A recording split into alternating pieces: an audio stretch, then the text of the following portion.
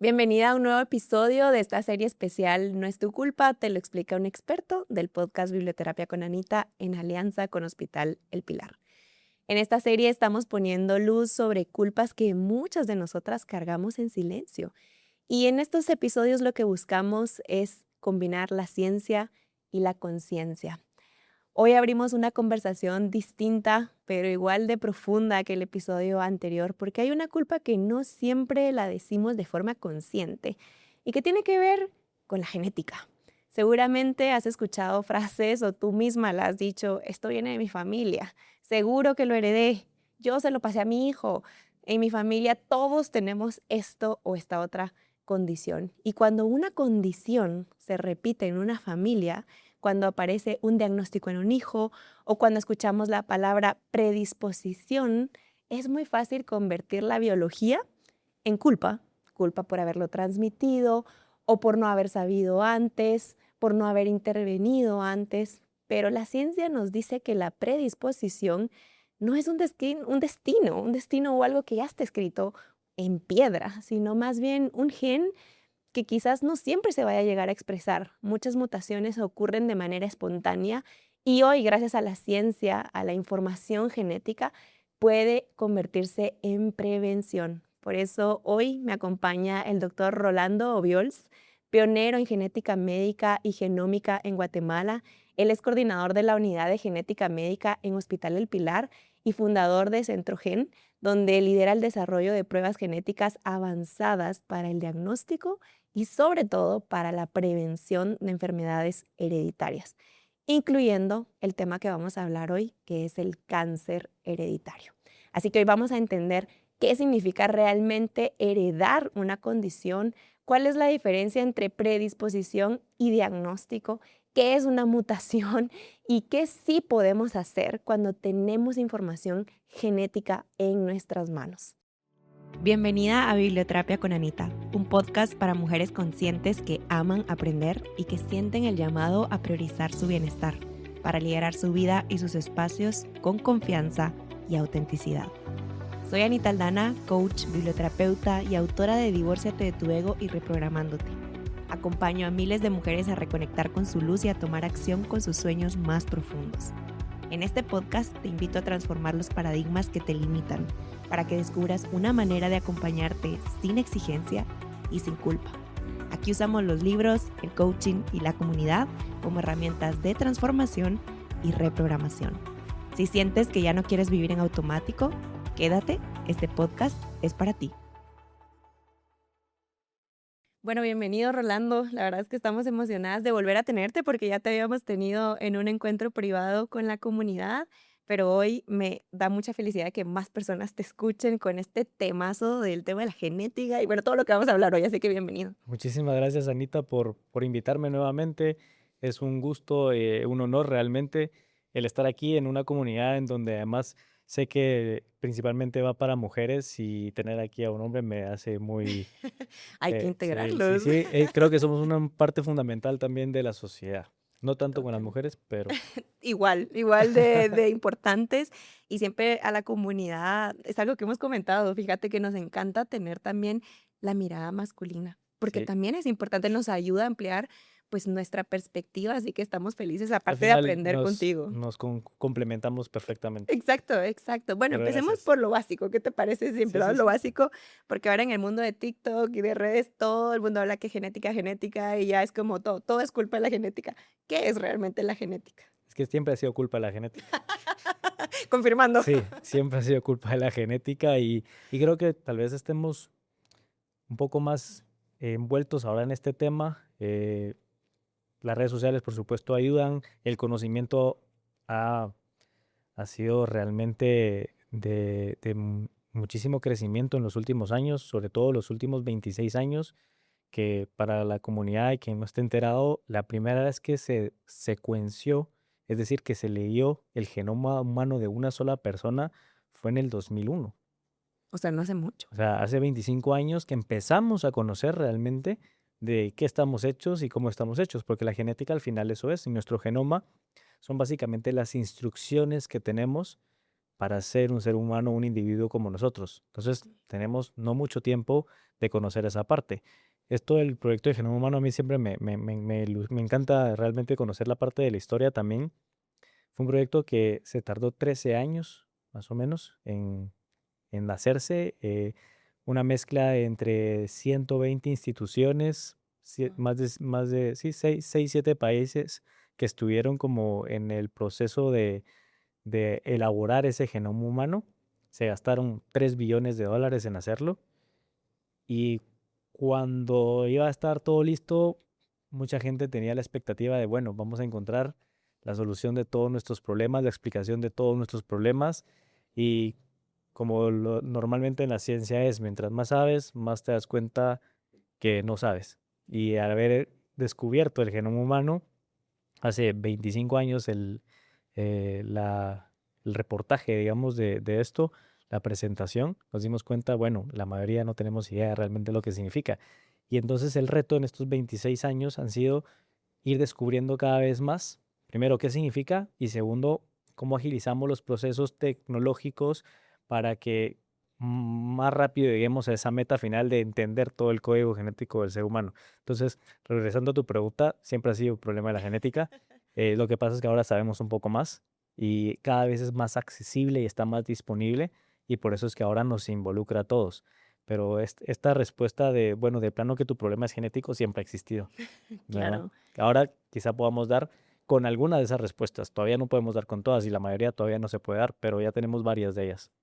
Claro, porque este episodio nació de hecho, de nuestra invitada del año pasado en el Festival de 30 Libros. El Hospital El Pilar nos puso en contacto con una persona que había sido sobreviviente de cáncer y nos compartía toda su historia y en su familia todos habían tenido cáncer. Y parte de la culpa, luego platicando con esta invitada que nos compartió su historia, parte de la culpa es como me chequeé tarde y sabiendo que en mi familia habían habido antecedentes, no me preocupé por eso. Luego la culpa también de sobrevivir. Tú estás especializado en genética oncológica, si lo estoy diciendo bien. Y si no, por favor, corrígeme. ¿En qué parte, en qué medida es cosas como el cáncer, enfermedades así fuertes, terminales? ¿En qué parte es culpa de la genética? ¿En qué parte no? Metámonos un poquito por ahí, si te parece. Sí, me parece muy bien. Realmente la genética está metida en todos lados y nuestro código genético nos da las instrucciones para crear o para formar las diferentes proteínas que tenemos en el ser humano. Para que te des una idea, tenemos 22.000 más o menos genes, por lo tanto también 22.000 proteínas que son codificadas por esos genes. Y con un error que tengamos en alguno de la lectura de ese código de cada uno de los genes, se puede desencadenar una serie de problemas, enfermedades, de condiciones. Todo lo que está escrito en nuestro material genético no necesariamente se va a expresar al 100%. Y aquí es donde se mezcla nuestra genética con el medio ambiente. Mm, Y en donde decimos que la mayoría de las condiciones van a tener un origen multifactorial. ujú. La genética es uno de ellos y es uno de los importantes, por supuesto. Habrán algunas condiciones que la genética es más fuerte y otros en donde lo multifactorial o el medio ambiente es mucho más fuerte. Te voy a poner ejemplos para que vayamos entrando en el tema, pero la diabetes, la hipertensión, la enfermedad renal crónica, el Alzheimer, estas enfermedades que normalmente vemos como comúnmente, pero que además son crónicas, siempre le hemos dado la connotación de, esto de plano está en los genes, esto es algo hereditario, mi mamá tiene diabetes, mi tía tiene diabetes, mi abuelo tiene diabetes, de plano yo voy a tener diabetes. Y sí es cierto, hay una parte genética importante, pero en este tipo de condiciones es más importante el medio ambiente, mi estilo de vida, mi alimentación, qué hago, qué no hago. El factor genético es uno de todos los factores que hay. Pero hay otras condiciones en donde el factor genético es todavía más importante. Y aquí es donde vamos entrando a estos temas, como por ejemplo en el cáncer. El cáncer, bueno, yo como especialista en genómica y genética médica, dentro de las áreas en donde escogí especializarme más todavía, fue en el área de oncología genética, oncología molecular. Eh, Me parece muy interesante el conocer que el cáncer es una problemática o es una enfermedad 100% de origen genético. Esto es algo que normalmente no lo tenemos en cuenta, pero que sea genético no siempre significa que lo voy a heredar o que lo heredé, sino que lo genético también puede adquirirse.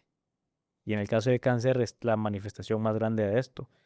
Todos hemos hablado y hemos conocido de los múltiples eh, productos cancerígenos que tenemos alrededor de nosotros. Existen aquellos que son de fuera y hay algunos que son dentro de nuestro cuerpo también, pero de fuera, toda la luz ultravioleta del sol, el producto químico del cigarro, del smoke de las camionetas, también hablamos de hasta el smoke de la leña, productos cosméticos, fertilizantes, insecticidas, preservantes en las comidas, los colorantes en las comidas. O sea, estamos rodeados todo el tiempo de agentes que lo que hacen literalmente es dañar nuestro material genético, dañar nuestro ADN. Entonces, al tener algo de afuera que daña nuestro material genético, automáticamente se convierte en un problema genético Mm. de nuestras células. Y solamente en un porcentaje, ese material genético ya viene predañado, como un error de fábrica, si lo queremos ver así. Y entonces en estos casos es sobre todo donde vamos a ver en aquellas familias que tienen un alto grado de susceptibilidad para tener este tipo de condiciones. Pero de por sí ya la enfermedad es un problema 100% genético. Wow. Tanto que sacar de esto que has Pero dicho, aquí creo que estamos para platicar de eso, así esto que se va a extender 2 horas. No, no es cierto. Em, es que estaba pensando en esto que dijiste y creo que lo comentamos en ese encuentro privado que tuvimos contigo. Yo te compartí de la primera vez que yo escuché todo esto fue en una conferencia con Bruce Lipton, un biólogo que también se dedicó a estudiar pues todo esto, ¿no? Y este experimento famoso que hizo, que también es autor y por eso llegó a nuestra comunidad. Y él decía que muchas veces la parte como problemática que mencionabas y esa parte genética a veces es como un 1%, que la mayor parte, si le tuviéramos que poner un número, que un gran porcentaje es todo esto que tú decías, el medio ambiente, el estilo de vida, lo que consumo, mis hábitos, mi entorno, mis emociones. Si tuvieras que, yo sé que esto es difícil, pero poner un porcentaje, un número, ¿qué es lo que más pesa para que al final algo se active o no? Por ejemplo, lo que nos explicabas hace un ratito, ¿verdad? El ADN, pues, puede tener ciertas partecitas que o de nuestra familia, si lo entendí bien. Por ejemplo, en mi casa hay diabetes, hay hipertensión, ha habido cáncer, ha habido todo, y gracias a Dios, pues, yo estoy bien, pero he hecho mucho trabajo, personal en cuidarme, ¿verdad? Entonces, para que nuestra audiencia también nos vaya siguiendo el hilo, de mí hay una parte que sí tengo responsabilidad para ayudar a que esos genes de diabetes no se activen en mí gracias a mi estilo de vida, si es que lo entendí bien. ¿Cuál sería el factor que dirías que más peso tiene para ayudarnos a prevenir? ¿Qué es lo que más buscamos en este espacio? Prevenir. sí, creo que vale la pena empezar a mencionar que nuestra genética, que es con la que contamos, que es la mezcla casi perfecta entre el material genético de nuestro papá y de nuestra mamá, literalmente el 50 y 50% de cada uno de ellos va a ser la base. Hoy por hoy, la genética nos sirve como información. ¿Y qué haces tú cuando tienes más información? ¿Qué hace un administrador de empresas eh, que tiene mucha información de su empresa? Toma mejores decisiones. Entonces la genética es una herramienta más, no viene a ser el gurú y nada, lo que nos va a solventar todos los problemas, pero definitivamente que nos va a dar mucha información. Y con esa información podemos ser más conscientes y con esa conciencia tomar mejores decisiones acerca de cómo queremos pues, vivir nuestra vida. Por supuesto que entre esa información van a haber noticias no tan buenas, incluso pueden haber algunas noticias buenas. También podemos encontrar algunas ventajas genéticas que tengamos versus el resto de la población. Pero la mayoría de veces lo que queremos buscar es justamente lo negativo, ¿verdad? ¿A quién me estoy enfrentando? Entonces, creo que cuando uno tiene información, toma mejores decisiones y eso nos puede empoderar. Empoderar a querer tener también una vida, digamos, más saludable o buscar al menos una vida más saludable, sabiendo que somos pues, personas y por el simplemente de ser personas y vivir dentro de este mundo, estamos expuestos a esa vulnerabilidad tan frágil que es el ser humano. Pero al yo conocerla, puedo ir tomando decisiones y priorizando la salud, ¿verdad? ¿A qué cosas le quiero entrar? Por ejemplo, si yo conozco, hablando otra vez del tema del cáncer, que tengo esa predisposición genética en mi familia, creo que muy pocas personas, si no es que nadie, diría, si yo conozco esto, no voy a hacer absolutamente nada al respecto. Sobre todo, además, si ya lo experimenté, si ya lo viví, si tengo los antecedentes, pues, relativamente cercanos, ¿no? Un padre, un tío, un hermano, un abuelo. eh, lo que normalmente nosotros vemos en la clínica son pacientes y sus familiares, pues al final se convierte en una enfermedad de la familia, que son muy conscientes de lo que implica y que están muy dispuestos a tomar acción. Ahora imagínate a eso sumarle algo objetivo que te diga, tú tienes esta predisposición. O sea, realmente puede hacer la diferencia entre actuar o no actuar, o en qué tan rápido o qué tanta importancia le voy a dar a este tema, ¿verdad? Porque al final todos vivimos en este mundo que, como yo le digo a mis pacientes, es un mundo pro cáncer, de alguna manera. O sea, todo nos da cáncer y estamos expuestos aquí. Eso no quiere decir que a todos nos vaya a dar, pero tenemos que saber que nos puede dar. Y Claro. entonces cuando tenemos esta información de base y vamos siguiendo las recomendaciones que se nos van dando, es un poco más fácil prevenirlo, es un poco más fácil detectarlo. Nunca nos lo van a garantizar, pero tenemos más herramientas y eso Mm. creo que es lo que me gustaría como enfatizar. Y entonces, para tener esa información en la parte de genética, ¿hay algún estudio? ¿Hay algo que nos podemos hacer? Como en el episodio anterior que hablábamos de saquémonos una fotografía cuando te haces exámenes médicos. En la parte genética, ¿cómo funciona? Sí, sí se puede hacer, hay que saber que tiene muchas limitaciones.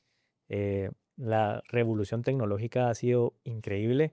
Esto que te contaba de la secuenciación de un genoma hace 25 años que costó $3 billones, 13 años, 120 instituciones, 7 países, hoy por hoy lo puede hacer muchos de los laboratorios que existen en el mundo. La secuenciación del genoma puede salir tan barato como $1000, a lo que antes era $13 billones. O sea, la revolución tecnológica ha sido increíble. Esto ha puesto a disposición y más accesible este tipo de herramientas.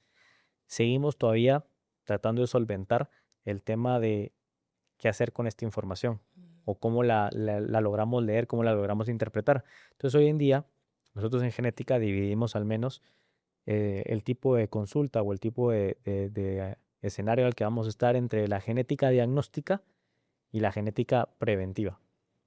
¿Cuál es la genética diagnóstica? Cuando estamos enfrente de una problemática y queremos ponerle un nombre, un apellido y hasta el número de DPI a la condición, ¿verdad? Ser muy precisos, que ahora se conoce como medicina de precisión, medicina personalizada. Ser muy precisos en hacer ese diagnóstico de una condición que ya está pasando en el paciente. Para tratarla es ya como reactiva, digamos. Más que reactiva es para empezar a tratarla, porque Ok. muchas veces no Está en sabemos proceso. a qué nos estamos enfrentando Ok. realmente. Y por otro lado está la genética preventiva, que es qué información puedo tener para tomar justamente estas acciones preventivas. Entre estas acciones preventivas pueden haber temas de optimización de salud, principalmente vamos a ir por ahí, la parte de conocer nuestro ADN con respecto a cómo van a metabolizarse ciertos fármacos o cómo se van a metabolizar ciertos nutrientes, ciertas vitaminas, para yo poder optimizar, es decir, sacarle el provecho y tener esas ventajas de conocerme de una manera tan profunda, que por cierto no va a cambiar, porque ese código Está escrito. ya está escrito, Ujú. pero yo puedo tomar acciones para ir cambiando. O bien hay algunas enfermedades genéticas que también ya sabemos bastante de ellas y por lo tanto podemos adelantarnos a conocer si yo voy a tener alguna enfermedad asociada al metabolismo de los lípidos, asociada al cáncer, asociada a alguna otra condición y yo conocer de anticipo, con anticipación, perdón, qué puedo hacer. Ese número de enfermedades está muy limitado. De hecho, el Colegio Americano de Genética Médica lo tiene bien establecido. Todos los años se actualiza el número de genes que se pueden, digamos, tomar acciones preventivas y no son muchos. De los 22.000 te hablo de 85 o 90 genes. Así que todavía nos hace falta muchísimo. La parte de genética diagnóstica, que es lo que nosotros más hacemos normalmente en la clínica, pues sí tiene una utilidad muchísimo mayor, porque estamos haciendo diagnósticos de enfermedades que tienen un origen genético, pero que la historia normal es que el paciente tiene esta odisea diagnóstica de no saber a qué se está enfrentando, de haber experimentado muchísimos tipos de pruebas, de laboratorios, de visitas de diferentes médicos, especialistas y que no hemos dado con la causa. Muchas veces eso es lo que a nosotros nos toca pues ayudar a descifrar, ¿verdad? Como un proceso de investigación muy personalizado en el paciente. Y en el caso del cáncer, que son enfermedades no tan raras, ¿verdad? Porque existen y cada vez son mayores y que es algo que también nos alarma, ¿verdad? El pensar, bueno, este mundo nos está llevando cada vez más a situaciones donde experimentamos el cáncer, no solo en mayor medida, sino más tempranamente también. Sí. Y, y en estos tipos de pacientes, que son los pacientes oncológicos, el poder determinar exactamente cuál es el problema a nivel molecular. Porque tener, por ejemplo, un cáncer de mama, definitivamente que tiene una influencia en el medio ambiente que provocó el cáncer de mama.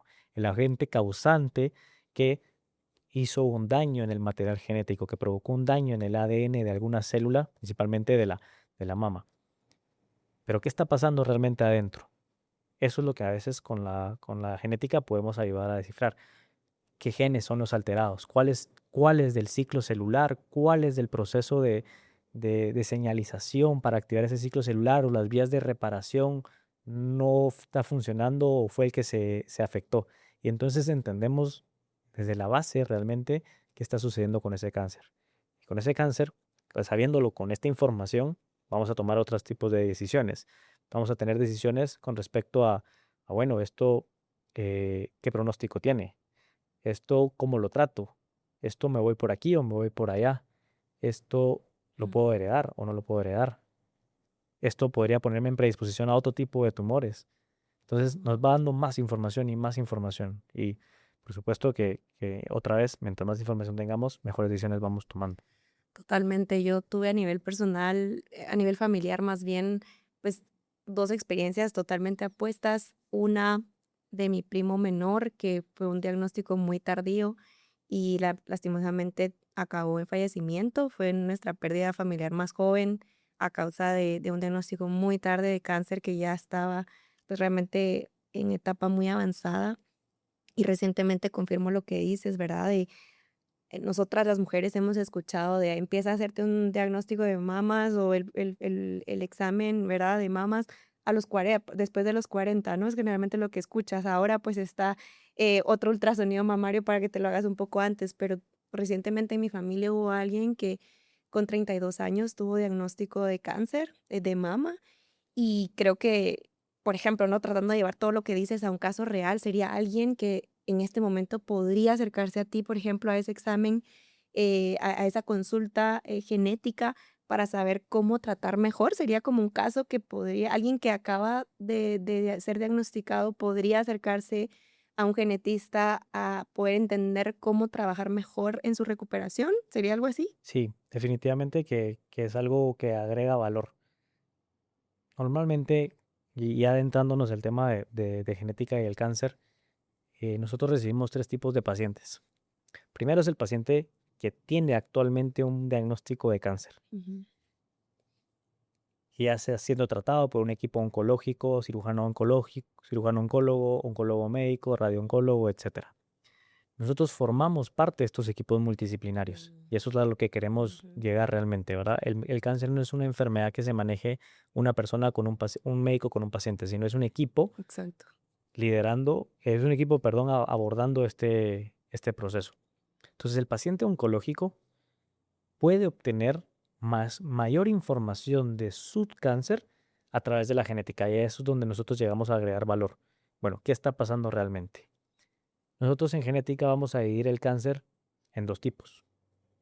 Vamos a dividir el cáncer germinal y el cáncer somático. Esas van a ser como las dos principales. La mayoría de personas nunca han escuchado esta Nunca lo he terminología escuchado. y cuando llegan los pacientes oncológicos a la consulta, yo empiezo así, bueno, cáncer somático o germinal. ¿Alguna vez has escuchado esto?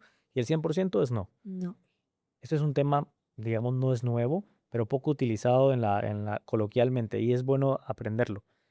Y aquí vaya el primer tip para todos aquellos que nos estén escuchando.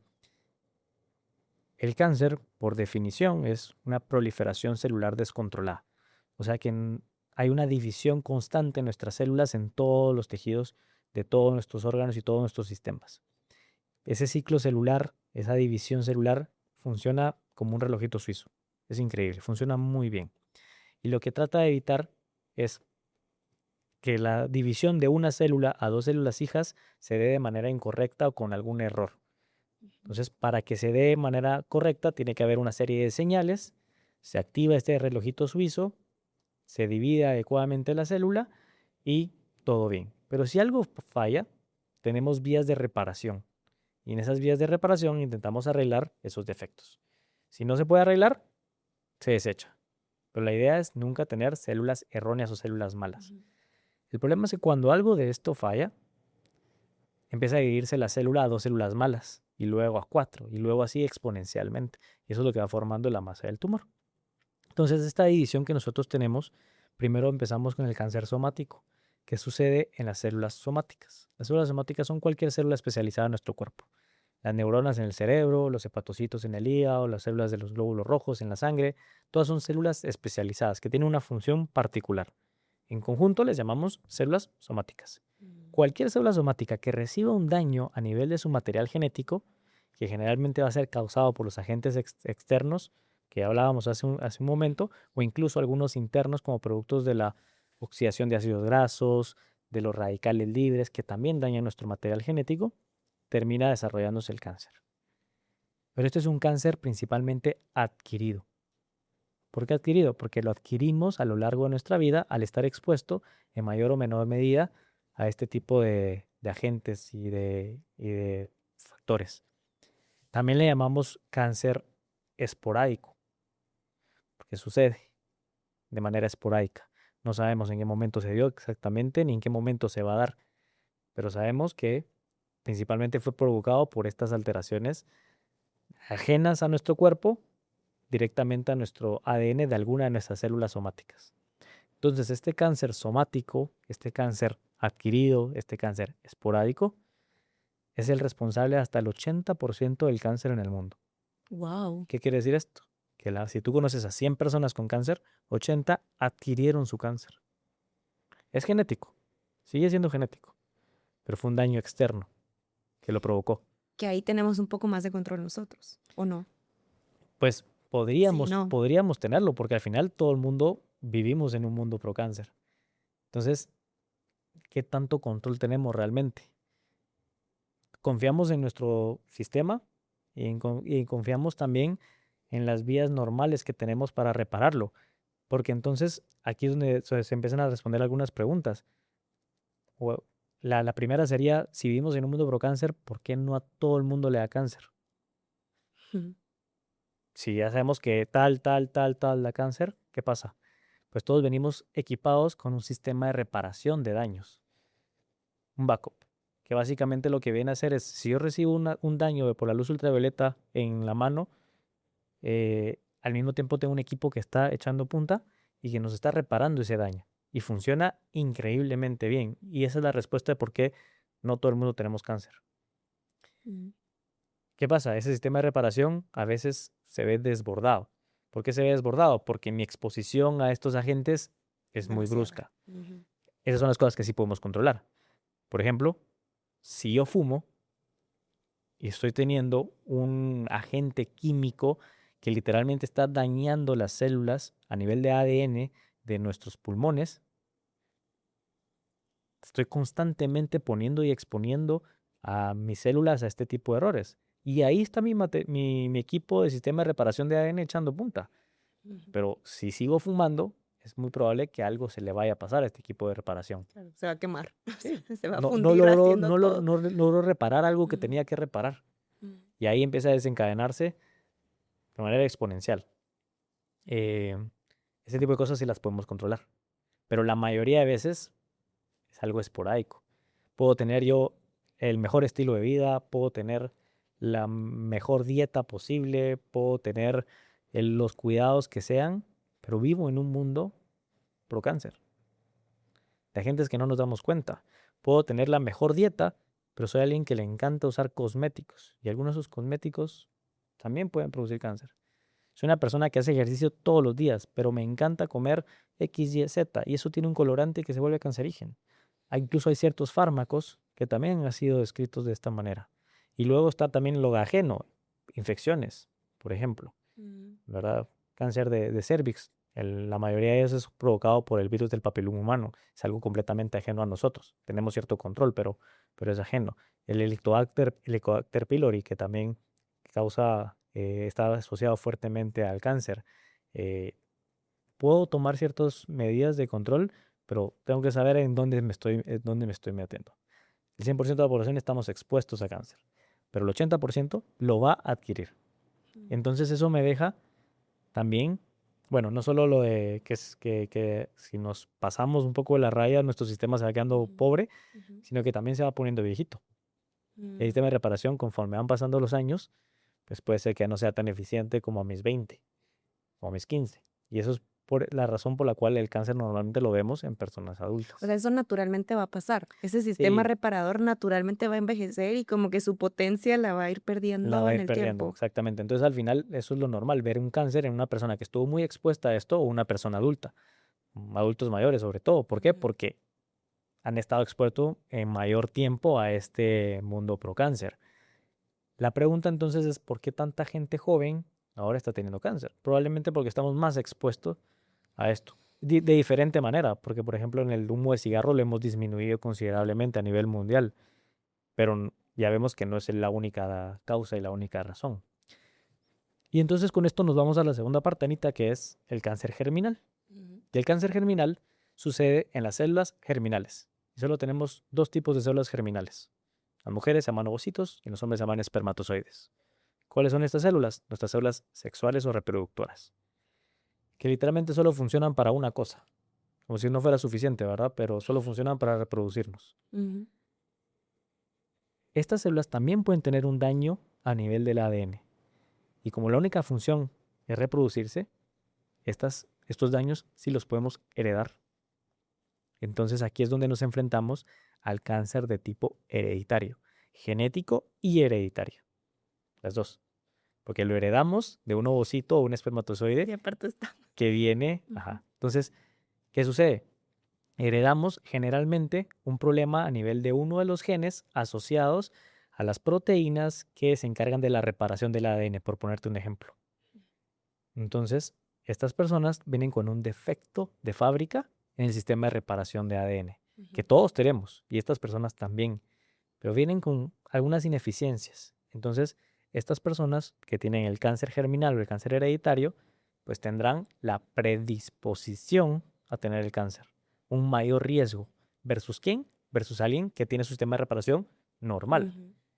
Entonces, aquí es donde vemos que este cáncer que sí se hereda, es el que normalmente vemos en las familias que tienen 2, 3, 4, 5 familiares con cáncer, generalmente a edades más tempranas o más de un tipo de cáncer en la misma persona. Entonces nosotros lo que hacemos en la clínica muchas veces es ayudar a entender a ese paciente de su familia ante cuál estamos, ante un somático o ante un germinal. Y si estamos ante un germinal, dirigir los estudios, las pruebas genéticas, que generalmente se llaman pruebas de secuenciación, a los genes asociados al cáncer, porque solo eso estamos viendo en este paciente, ¿verdad? Genes asociados al cáncer, que hereditario más o menos son como 100, 110 genes. Y entonces, pues, determinar si esa persona tiene alguna alteración genética en alguno de estos sistemas de reparación, que sea el defecto de fábrica que lo predispuso a tener el cáncer. Y si sí, pues determinar qué riesgos implicaría para el resto de los familiares. ¿Quién más estaría en riesgo? Porque esto se puede heredar. ¿Y eso se puede corregir? No, no se puede corregir. La genética, la mayoría de cosas que tenemos hoy en día no se pueden corregir. Hay muchísimos avances al respecto, eso sería para otro tema, pero eso se llama edición genómica o terapia de edición génica, que literalmente es ir a cambiar los genes. Wow. Y es algo que existe, no tan nuevo, porque ya venimos haciéndolo, por ejemplo, para plantas, para animales, se vienen haciendo estas modificaciones desde hace muchísimo Hasta en tiempo. las frutas, ¿no? Como en Sí, las sí, sí. A mí me encanta alimentos. siempre el ejemplo de que casi nadie sabíamos, pero el banano tiene semillas. El banano venía con semillas. Y se las quitamos. Se las Como las quitamos. uvas, ¿no? Las Yo estaba uvas, pensando en las uvas verdes que eso le es algo, quitamos. eso es algo más reciente, pero el banano venía con semillas. Esa modificación se hizo hace miles de años, ¿verdad? Bueno, no miles, ¿verdad? Perdón por la exageración, pero hace muchísimos años y ahora nadie, pues pensamos que el banano tenga semillas, pero el banano tiene semillas. Esa modificación se hizo. Entonces, no es algo nuevo, pero lo que sí es nuevo es que se está aplicando para tratamiento de enfermedades o de condiciones de origen genético. Y hoy en día la terapia génica está aprobada para ya 8 o 9 enfermedades. Por supuesto que son muy contadas estas enfermedades y que todavía no son accesibles ni están disponibles para la población, porque son tratamientos de millones de dólares. Seguramente. Pero ahí va, ahí va. Entonces, en el cáncer no existe la edición del genoma como tal, no hay una cura, pero el tener esta información nos ayuda a tomar decisiones de prevención, de detección temprana, de orientación a tratamiento, orientación a pronóstico y consejo genético familiar. Entonces ahí es donde vemos, ok, este paciente con cáncer está aquí o está aquí. Y a partir de ahí empezamos a hacer su plan. El segundo tipo de paciente es alguien que ya tuvo cáncer y que quiere conocer si este cáncer lo puede heredar a su siguiente generación. También se puede terminar siempre con esta parte de cáncer germinal. Y el tercero sería aquella persona que no padece de cáncer, pero que tiene historial de cáncer en la familia.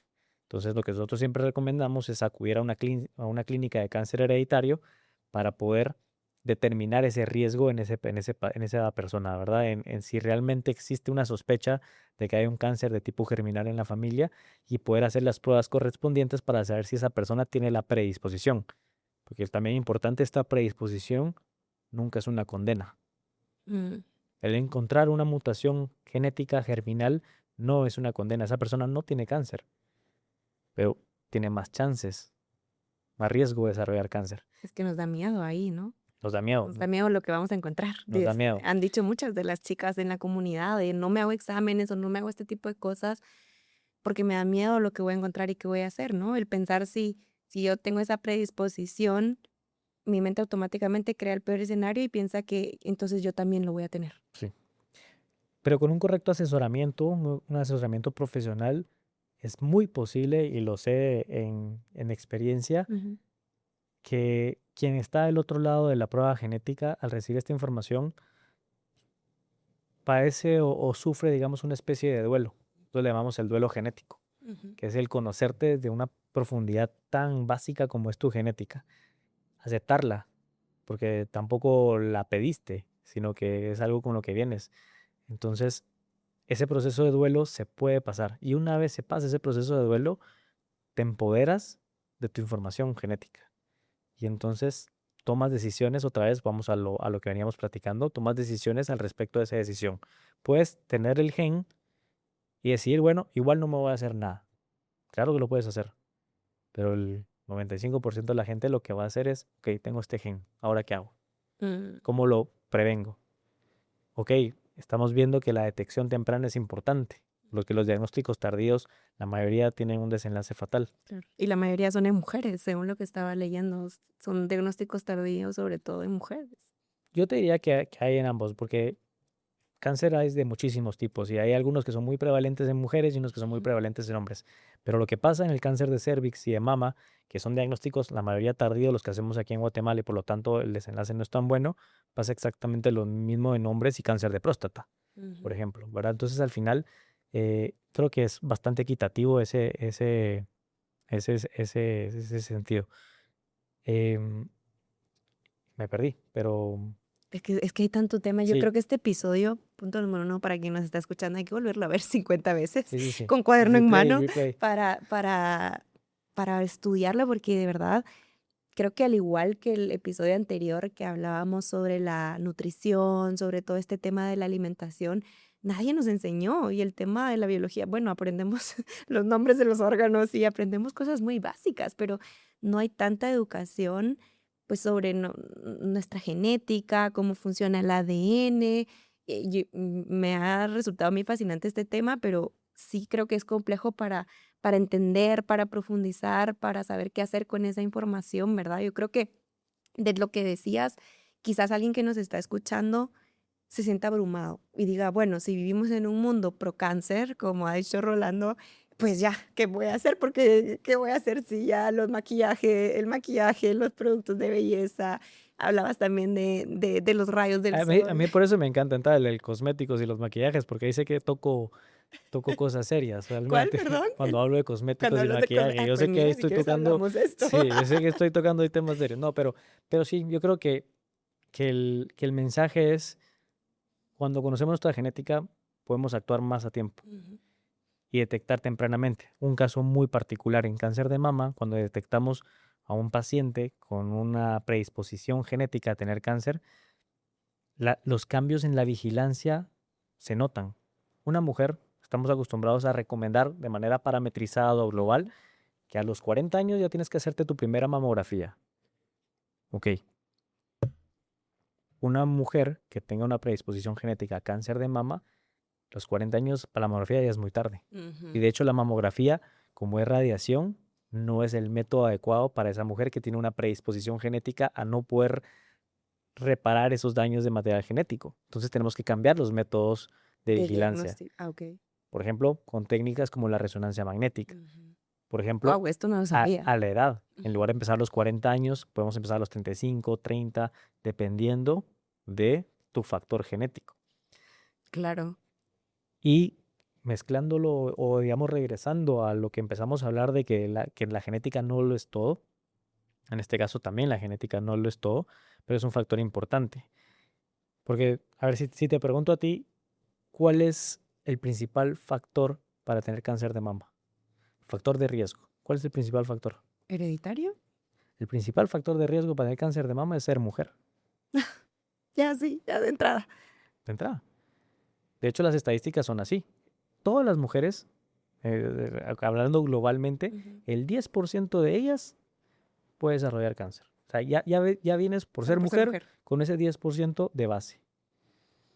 El segundo factor de riesgo, ¿cuál te parece a ti?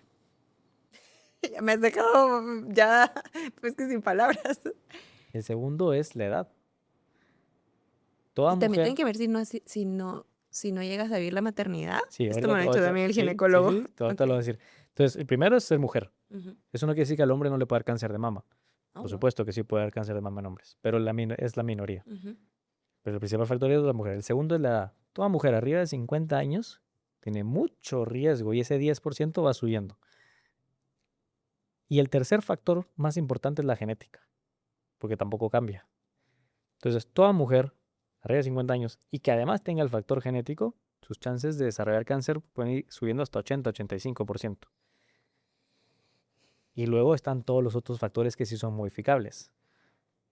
Maquillaje, Bueno, el digamos, entorno. todo eso, pero unos más básicos todavía, temas hormonales. ¿A qué edad fue tu primera menarquia? Tu primera menstruación, perdón. ¿Tuviste hijos? ¿Cuántos hijos tuviste? ¿Utilizabas anticonceptivos? ¿No utilizabas anticonceptivos? ¿Diste lactancia? ¿No diste lactancia? Eh, ¿Tomas algún suplemento hormonal o no? ¿Tienes alguna comorbilidad? ¿Tienes alguna enfermedad del metabolismo? Todo eso va sumando y sumando. Pero hay tres que no se pueden modificar: nuestra genética, nuestro sexo y nuestra edad. Wow. Mañana voy justo con mi ginecólogo. Llegó mucha información Sí, es mucha para información. hacerlo, pero Esto es mucha información. La genética nos puede abrumar a todos, pero creo que hay que aterrizarlo un poco y en ese Ujú. aterrizaje yo siempre pongo un ejemplo una analogía muy tonta, muy burda, ¿verdad? Pero eh, es como el Waze Ujú. en la medicina. Llegar de aquí al obelisco, todo el mundo sabe cómo llegar al obelisco. ¿Qué pasaba antes de Waze? Tú puedes decidir irte por la ruta A, la ruta B o la ruta C. Y era basado en tu experiencia. Yo sé que los días... ¿Qué día estamos? ¿Hoy es lunes? Sí. Estos días me va mejor por la ruta C. Y a esta hora me va mejor por la B. Y a mí siempre me ha ido mejor porque me gusta más por la A. Ujú. ¿Qué pasó después de que vino Waze? Todo el mundo agarramos el celular, vemos la ruta y nos dice ruta A, ruta B y ruta C. Las mismas rutas. Por aquí te vas a hacer 10, por aquí te vas a hacer 15 y por aquí cuidado porque hay un policía o hay un accidente.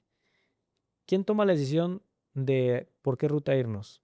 Seguimos siendo nosotros, no el carro solito toma la ruta que él decidió que era la mejor, sino que nosotros tomamos la decisión de qué ruta queremos ir, porque tenemos más información. Y esa decisión generalmente va mejor tomada. Yo sé que voy a hacer la ruta más corta porque por allá pues hay un relajo, por allá hay tal cosa. Entonces la genética es eso, es una herramienta y hay que verlo Claro. así, Nos da poder, ¿no? que Es nos da la poder. información que nos da poder. Mientras te escuchaba, pensaba en esa parte hereditaria que has mencionado. Si yo, pues hay antecedentes en mi familia, nos explicabas que nuestra genética se compone mitad de nuestro papá, mitad de nuestra mamá. Entonces, por ejemplo, si mi papá tiene cáncer de próstata, yo pensaría, bueno, esto le va a afectar le podría afectar a mi hermano, Es una buena conclusión, sí. porque asocio Sí, sí, de, sí. bueno, es el sexo masculino, pues entonces le afectará a alguien más, pero a mí no. Y si es cáncer de mama, pues mi hermano ni se entera y pensará que tengo más riesgo yo. ¿Eso es así? O sea el cáncer que sea, en el área que sea, Me es ya. encanta tu pregunta porque es el principal mito que nos toca Ujú. ayudar a responder y resolver. Eh, el cáncer no distingue entre sexos. Ok. Obviamente, los órganos entre el hombre y la mujer son distintos, los hábitos son distintos, hormonalmente somos distintos y tendremos ciertas prevalencias cada uno en nuestro sexo. Mujeres en cáncer de ovario, que los hombres no tenemos, cáncer de próstata, que las mujeres no tienen, la mama, donde hay más tejido mamario en la mujer y por eso se da más que en hombres, pero el resto de órganos, estómago, colon, recto, cerebrales, tiroides, o sea, todos tenemos. Ujú.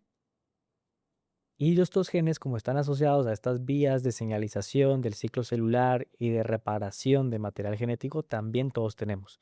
Y tenemos diferentes grupos de sistemas de reparación. Hay algunos que actúan, por ejemplo, más en la mama, en el ovario, en la próstata, en el páncreas, y otros que actuarán más en el colon, en el recto, otros que actuarán más en la tiroides, en el cerebro. Entonces, depende mucho de dónde está ese gen alterado, a qué vía pertenece, el poder decir, este es un gen que se asocia a tales y tales y tales cánceres. Pero a la hora de heredarlos de nuestros progenitores, vamos todos con el mismo riesgo. Entonces, si yo tengo antecedentes de cáncer de mama y que confirmo que es hereditario, todos los hijos de esa paciente, hombres o mujeres, tendrán el 50% de riesgo por el patrón de herencia autosómico dominante de tener la condición. Por supuesto que si habíamos hablado que el cáncer de mama, el principal factor de riesgo, ¿cuál es? Ser mujer, ese factor no lo tiene el hombre. La edad, pues la edad sí lo tenemos. En la Mm, genética, hey, ese sí lo compartimos exactamente igual. Pero luego todos los demás factores hormonales que el hombre no está expuesto versus que la mujer sí. claro, Entonces al final va afectándolo claro, todo. Entonces yo creo que lo que hay que llevarse es que no solo se hereda de mamá, no solo se hereda de papá, no solo afecta a niñas, no solo afecta a niños, sino que realmente es a todos por la igual. condición por igual. Y estaba pensando también en lo hereditario que hemos estado hablando hoy, en el árbol genealógico hasta dónde llega, porque a veces puede pasar, me voy a inventar que tu abuelita o tu tatarabuela, tu mamá no.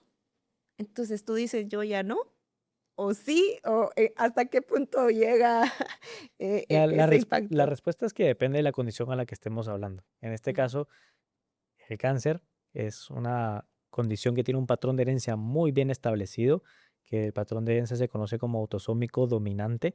Esto quiere decir que basta con que tengamos una copia afectada, ya sea de papá o de mamá, para que tengamos la predisposición. Entonces, normalmente son condiciones cuando tienen este patrón que vamos a ver en varias generaciones.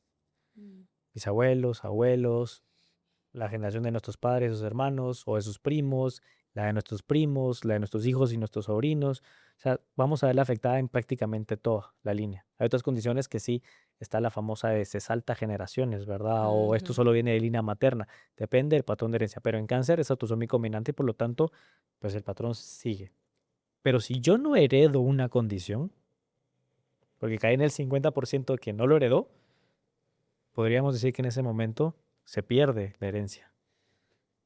Y al perderse la herencia quiere decir que yo ya no lo puedo seguir pasando a las siguientes generaciones. Y entonces podemos romper un poquito esa línea. Mm. No está en nuestro poder de haber decidido si yo caí en el 50% o en el 50% que sí o en el que no. Claro, no es nuestra culpa. No es nuestra culpa. Pero si yo conozco que no estoy en ese porcentaje, pues también me da mucha paz y mucha tranquilidad saber que esto no es algo que voy a heredar. Lo que también tenemos que ser muy conscientes es que vivimos en un cáncer en donde la mayoría de veces, en un mundo en donde la mayoría de veces el cáncer sucede de manera esporádica o adquirida. Y que todos estamos en el mismo Claro, riesgo. claro, Lo que yo no porque estoy heredando es ese factor ujú, extra. ujú, totalmente, porque también veo y hemos tenido historias en la comunidad de tal vez mamás que también sienten mucha culpa por sentir que quizás ellas le heredaron o que por el linaje, ¿no? Como toda esta historia familiar, que ellas fueron las que heredaron, pero creo que con todo lo que nos has explicado hoy, pues hay muchos otros factores, de verdad. Nos gusta a veces como etiquetar exactamente quién tenía la culpa, Sí, ¿no?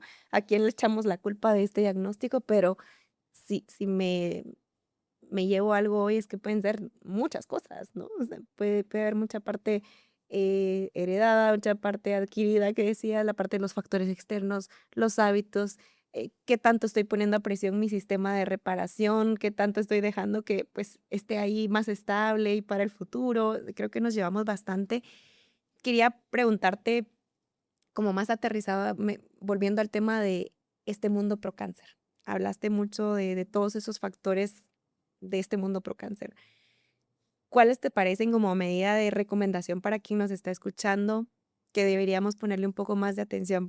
Mencionaste ahí los cosméticos, como cosas que quizás podemos tomar hoy una decisión un poco más conscientes y ya no ser tanto como víctimas de ese mundo en el que de plano nos tocó vivir. ¿Cuáles serían esas cosas que nos recomiendas ponerle atención, ser un poco más precavidos o leer más la etiqueta del maquillaje? ¿Qué cosas serían los que nos ayuden un poquito más a cuidar de nosotros? Sí, creo que no hay que ser tampoco alarmistas y no me gustaría que el mensaje final fuera cuidado dónde estamos y verdad, o sea, creo que eso es lo que nos tocó vivir, ¿verdad? Muchas de estas cosas que nos hacen daño también nos hacen bien por otros lados y hay que ser muy conscientes nada más del estilo de vida que nosotros querramos seguir.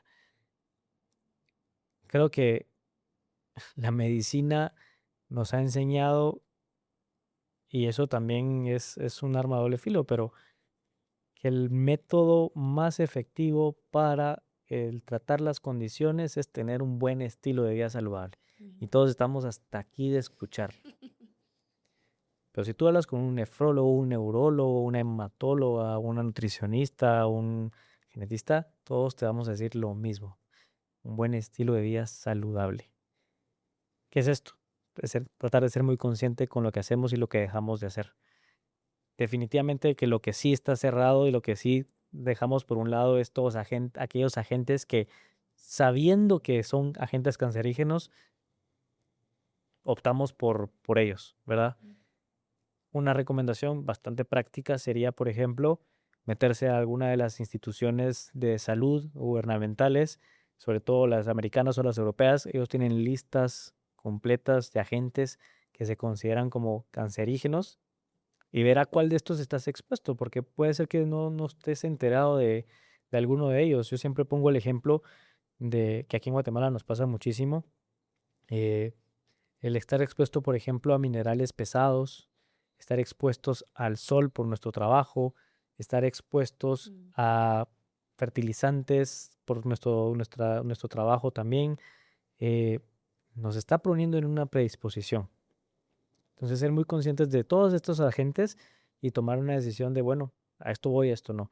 Hay otras cosas que no vamos a poder evitar. O sea, vienen algunos cancerígenos medio ocultos en productos de preservantes para comidas, que vienen desde la comida enlatada hasta la comida congelada, hasta en algunos productos que ni siquiera sabemos que lo tienen. Entonces no los vamos a poder evitar todos. Tampoco creo que sea sano Obsesionarnos ajá, con y evitar ponernos todo. vivir dentro de una burbuja, porque realmente no es posible. Eh, pero nada más como tratar de ser un poquito más consciente con esto. Y lo que segundo recomiendo y muy fuertemente es seguir estos planes de vigilancia y detección temprana que están parametrizados para la población global. Por ejemplo, lo que hablábamos de la mamografía a los 40 años en mujeres o la evaluación y examen de próstata en los hombres también a los 40 años. El no atender estas recomendaciones, aunque yo tenga un buen estilo de vida, de cierta manera es como rechazarlas. O sea, si querés o no querés realmente combatirlas. Y eso sí está en nuestro control. Yo Totalmente. acudir a una mamografía, yo acudir a un examen de próstata, hacer una colonoscopía cuando tengo antecedentes de cáncer de colon y no quererlo hacer, esa sí es decisión mía, Totalmente. porque las herramientas se están poniendo. No vamos a ganar la batalla siempre al 100%, pero los medios se ponen. Y si yo tengo esta condición genética, Con más.